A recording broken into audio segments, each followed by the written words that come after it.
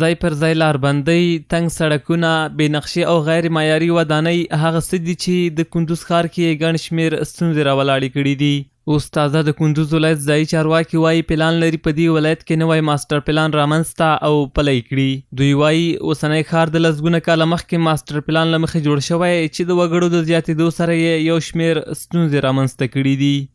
نو انشاءالله کندوز ولایت به موږ دا امید لرو چې په نږدې راتلونکي کې به انشاءالله د ماسټر پلان د تطبیق عملي چارې پیل کېږي. هغه ابتدایي کارونه یې سوي دي، سروې مخکې څه وخت مخکې څو میاشتې مخکې سروې وسوله، نو دا ټول شیان سوي دي. بعضې وړې وړې ستونزې شته انشاءالله چې هغه به هم مسؤلین په کوشش کې دي چې هغه به هم حل کوي او وروسته به انشاءالله د ماسټر پلان تطبیق ته زمینه برابریږي انشاءالله.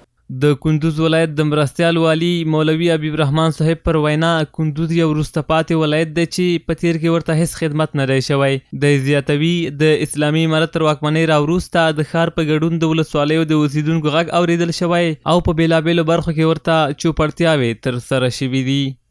الحمدلله د اسلامي امارت په راتګ سره ولسوالیو اطرافو ته ډېر کار شوی دی.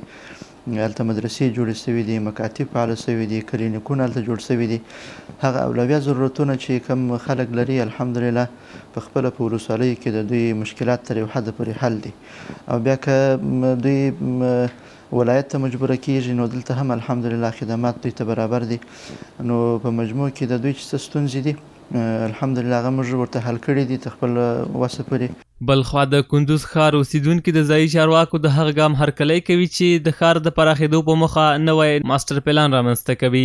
دوی وایي په ښار کې نفوس زیات شوی، ګڼې ستونزې یې جوړې کړي. د دوی پر وینا د نوي ماسټر پلان د پلي کېدو سره به په ښار کې شته ستونزې حل شي. د کندوز سیمې چارواکو دا ګام او دغه هڅې موږ ستایو چې د کندوز ماسټر پلان د تطبیق خبره کوي. بالکل دا د 50 کالو او 100 کالو وړاندې نقشه ده او دا اوسني نفوس ته په کتو بسنه نه کوي. نو موږ په دې څه خوشحاله کیږو چې ماسټر پلان تطبیق شي تر څو په ښار کې پراته ستونزې هوارې شي او له منځه لاړې شي. ماسټر پلان د تطبیق شي، اصولي او قانوني، موږ د دې طرفدار یو، باید تطبیق شي.